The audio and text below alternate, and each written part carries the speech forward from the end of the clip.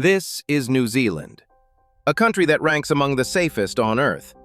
A country with clean air, stable government, free healthcare, and world-class education.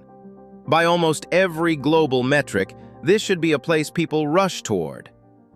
But they don't. They leave.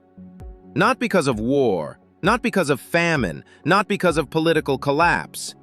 They leave because of economics. New Zealand is one of the most remote developed economies on the planet, over 2,000 kilometers from its nearest major neighbor, home to just 5.3 million people, fewer than the population of Sydney alone. And yet, it punches far above its weight. GDP per capita rivals Western Europe. Life expectancy exceeds 82 years. Corruption is among the lowest globally.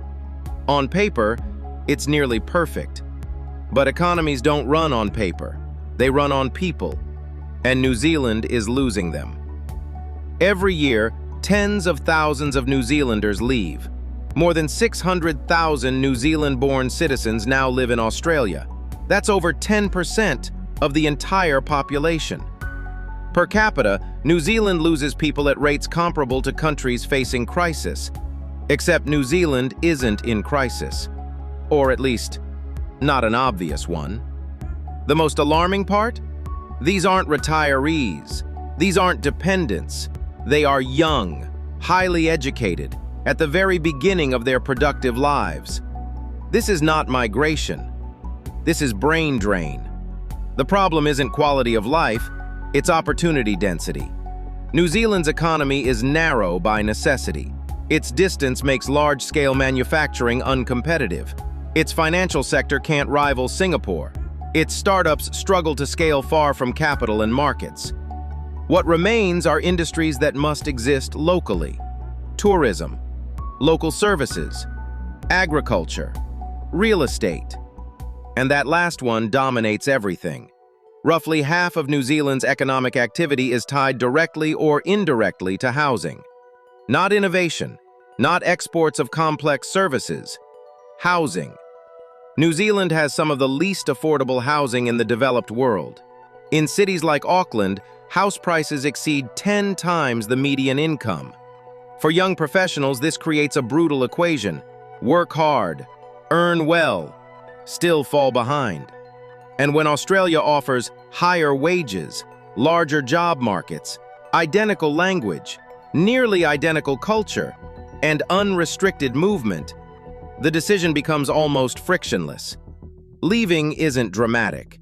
It's logical. New Zealand fills the labor gap with immigration, primarily from Asia. But here's the twist. Many of those migrants also leave. After gaining residency or citizenship, they move to Australia. New Zealand becomes a talent incubator for another economy.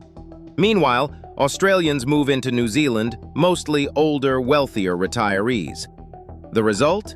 Young workers out, older wealth in, labor shortages grow, productivity stagnates. This isn't collapse, it's slow erosion.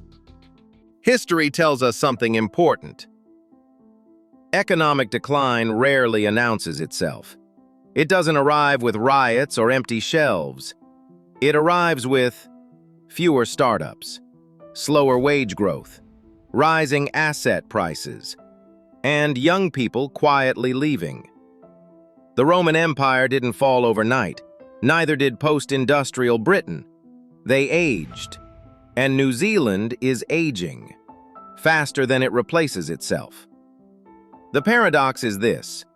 New Zealand has advantages most countries would kill for: low public debt, political stability, global trust, natural beauty.